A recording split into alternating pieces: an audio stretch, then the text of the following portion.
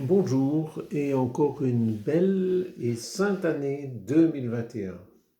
C'est vrai, quand on souhaite une belle et sainte année 2021, on se dit, on espère qu'elle sera un peu plus cool, meilleure que celle de 2020 qui nous a amené ce virus dont on n'a plus besoin de parler et qui est mondialement connu. Mais avec le Christ, nous pouvons avancer avec confiance malgré tout. Parce que le temps, les virus, toutes les forces de toutes sortes qui pourraient entraver notre marche vers lui n'ont pas de possibilité de nous empêcher de le rencontrer. Alors avançons et soyons sûrs que nous pouvons vivre une belle et sainte année 2021. Pour cette nouvelle année, j'ai pensé que je pourrais faire des petites causeries, des petites vidéos sur les questions qu'on se pose. J'imagine que vous vous les posez aussi. Et c'est presque normal, quel que soit notre âge, que nous nous posions par exemple une première question qui fait l'objet de cette petite vidéo. Est-ce qu'il y a quelque chose après la mort? Quand on dit est-ce qu'il y a quelque chose, peut-être que la question n'est pas bien posée. Est-ce qu'il faut vraiment poser la question y a-t-il quelque chose, ou plutôt poser la question y a-t-il quelqu'un après la mort? Quelqu'un qui nous attend, quelqu'un qui nous tendra la main pour sortir de notre mort, pour ressusciter avec lui. C'est ce qui est arrivé à Jésus. Il est passé par la mort, mais Dieu l'a ressuscité d'entre les morts.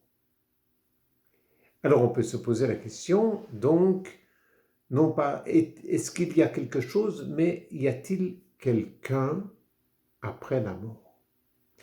Vous allez dire comme chrétiens, nous disons sans hésiter, oui, il y a quelqu'un, nous le savons depuis notre tendre jeunesse, c'est Dieu, et ce Dieu, eh bien, il s'est manifesté dans le visage de Jésus qui est venu nous révéler l'image du Père et qui nous a même dit qu'il y avait l'Esprit Saint et donc que c'est la Trinité, Dieu est Trinité. C'est ce que nous nous rappelons en traçant le signe de la croix et en disant au nom du Père, du Fils et du Saint-Esprit. Donc ce n'est pas seulement une personne qui nous attend, mais c'est une trinité d'amour. Le Père, le Fils et le Saint-Esprit. Je dis ça parce que c'est important. C'est important, cette trinité, et je vais vous en montrer d'ailleurs une représentation. Cette trinité, ici nous avons une peinture de Roublev, c'est ce qu'on appelle une icône. Cette trinité, elle nous attend pour que nous puissions aller au centre de cette trinité, au centre de cet amour, au centre et au cœur de Dieu. Nous ne serons donc pas après la mort en face de Dieu à le contempler éternellement, nous serons immergés, baignés, c'est le sens du mot baptême d'ailleurs, nous serons immergés pleinement, parce que nous le sommes déjà par le baptême, mais évidemment nous ne sommes pas encore totalement en Dieu, parce que nous sommes encore marqués par les limites de notre vie terrestre, par nos péchés, par toutes sortes de choses. Mais lorsque nous serons tirés de la mort, eh bien, le Christ, grâce au Christ et dans le souffle de son esprit, nous pourrons être immergés vraiment pleinement en Dieu. Et Dieu sera donc pleinement en nous, bien sûr, parce que ce n'est pas possible autrement. On ne peut pas imaginer être en Dieu et que Dieu ne soit pas en nous, parce que telle est la réciprocité de l'amour, n'est-ce pas? Bien entendu, il n'y a pas d'amour que s'il n'y a qu'une partie qui aime l'autre. Pour un véritable amour, il faut que l'amour soit évidemment mutuel, puisque c'est un don réciproque.